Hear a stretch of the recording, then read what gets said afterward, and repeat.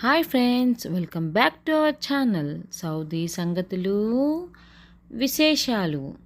ఈరోజు మనం ఏ రెసిపీ చేస్తున్నామో తెలుసా? పల్లీల చట్నీ అండి. అయితే మనం వీటికి కావాల్సిన ఇంగ్రీడియంట్స్ చూసేద్దామా?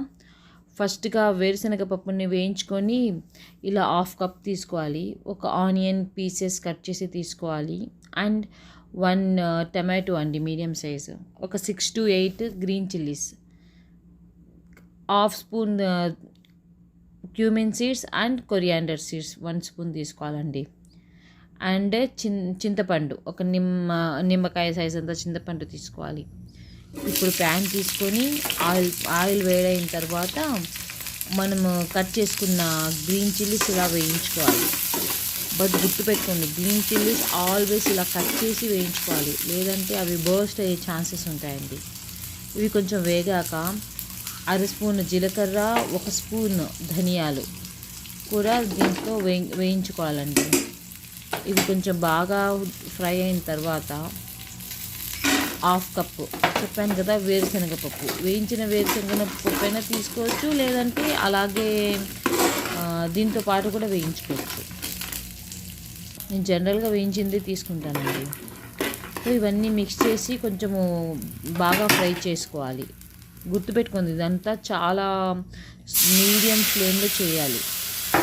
దీంట్లోనే మనం కొంచెం వాటర్ వేయించుకొని సన్నగా కట్ చేసిన 1 టమాటో అండ్ చింతపండు, ఈ రెండింటిని బాగా మరగపెట్టుకోవాలి. అంటే సాఫ్ట్ గుజ్జు అయ్యేంతలాగా మరగపెట్టుకోవాలి.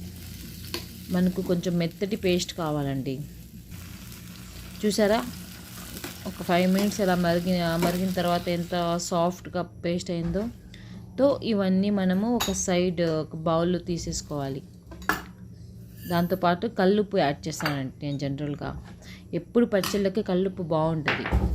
దాంతోపాటు ఒక మీడియం సైజు ఉల్లిపాయ మొత్తం యాడ్ చేసుకొని కొంచెం చల్లారనివ్వాలి. తర్వాత ఒక మిక్సీ జార్లో దీన్ని కచ్చా పచ్చాగా కొంచెం గ్రైండ్ చేసుకోవాలండి, కోర్స్గా. ఆలోపు మనము పోపుకు కావాల్సినవి థింగ్స్ తీసుకుంటాము. ఒక 4 వెల్లుల్లి రెబ్బలు అండ్ పోపు దినుసులు అండి ఇవన్నీ. అండ్ ఇవి డ్రైడ్ చిల్లీస్ 2 తీసుకున్నాము. ఇవి చూసారా, కరేపాకు అండి, ఇలా డ్రై చేసి పెట్టుకుంటాను.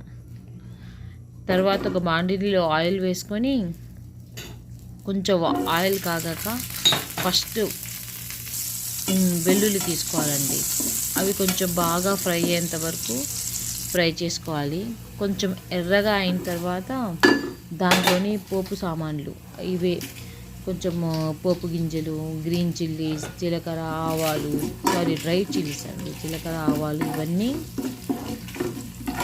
బాగా వేయించుకోవాలి. పోపు బాగా వేగిన తర్వాత ఇలా డ్రై చేసుకున్న కరివేపాకు, మీ దగ్గర ఫ్రెష్గా ఉంటే ఫ్రెష్ కరివేపాకు బాగుంటుందండి. సో చూసారా, మిక్సీ పట్టినాక చట్నీ ఎలా ఉందో దాన్ని కూడా అది వేసి వేయించుకోవాలి. చట్నీని కూడా ఒక 2-3 మినిట్స్ అలా కలుపుకోవాలండి. ఎక్కువసేపు కలుపుకోకూడదు. కలుపుకుంటే కొంచెము మళ్ళీ కొంచెము జిగటగా అయిపోద్ది. సో అలా వేయించుకున్న తర్వాత సర్వింగ్ బౌల్లో తీసుకుంటే అంతే, మన పల్లీల చట్నీ రెడీ అయిపోద్ది. మీ వీడియో నచ్చింది అనుకుంటా. నా ఛానల్ని సబ్స్క్రైబ్ చేయరు. నా వీడియోస్ మీ ఫ్రెండ్స్ ఫ్యామిలీస్కి షేర్ చేసి నన్ను సపోర్ట్ చేయండి. Thanks for watching my videos. Bye.